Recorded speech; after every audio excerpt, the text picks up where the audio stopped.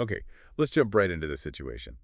We've got Casper's 40th birthday coming up, which is, a pretty big deal. Absolutely. And it seems like that milestone has caused a bit of a ripple effect, especially for Bill's living situation, Right, exactly. Because of Casper's, well, his fluid sexuality, as it's put, Bill's suddenly looking for a roommate. which sets the stage perfectly for the entrance of Mike the Stallion Ford. Quite the name. Isn't it just? And apparently quite the impression maker, too. Bill sees him and thinks, problem solved, dream roommate. You can see why he'd hoped that. But No, then Ford starts saying these, well, confusing things. totally. Like, 1 minute it's, oh, I'm staying with Ryan Malcolm, and the next it's basically, yeah, I'm definitely not staying with you, Bill. That's odd, right? Sending very mixed signals. You immediately wonder, like, what's actually going on there? Exactly. So Bill, in what can only be described as a grand gesture, decides to make an entire podcast. A podcast. Just to convince Ford. Yes.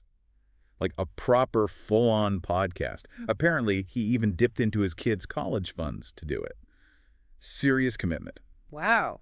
Okay. That's a lot. And it was critically acclaimed, you said. Yeah, critically acclaimed. People loved it. Right. But it didn't work. Ford still wasn't moving in. Bill's just understandably baffled. So the persuasive power of a bespoke, critically loved podcast wasn't enough.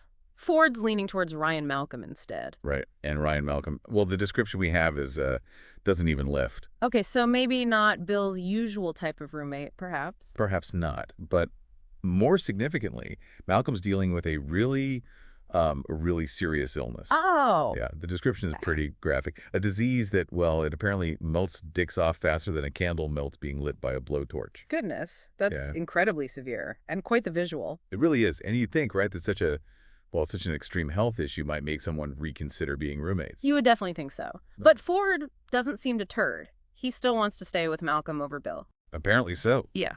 Which just makes Bill even more confused and, frankly, desperate. He's even thinking about revealing Malcolm's other issues, Other issues, like what? like apparently explosive and unpredictable diarrhea. Bill thought maybe that would put Ford off. I mean, wow. This is getting complicated. Bill's really trying to find an angle here. He is. And it seems like he's run out of his own ideas because now he's reached out to Bolin. Ah, bringing in reinforcements. What's the message to Bolin? Get Ford to move in. And the key phrase here is, no matter what. Ooh, no matter what. Coming from Bill, who just made a podcast funded by college savings. That sounds a little ominous. It does, doesn't it? Okay. You start to worry a bit for Mike the Stallion Ford's safety, actually. Definitely gives you pause. And it brings us back to Ford himself, this Stallion nickname.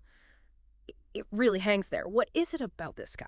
I know. We hear the nickname, we hear about Bill's obsession, but we don't really know much about Ford, do we? He's this intriguing, almost mythical figure in the middle of it all. Exactly. He's the prize, seemingly, but his choices are just baffling. It creates this real sense of mystery around him. So I guess the big question we're left chewing on is, what could possibly make Mike the Stallion Ford choose the roommate with the incredibly severe, unpleasant illness? Over the guy who literally produced a critically acclaimed podcast as, like, the ultimate roommate application. Yeah. What's the logic? What's the appeal? It's a real head-scratcher.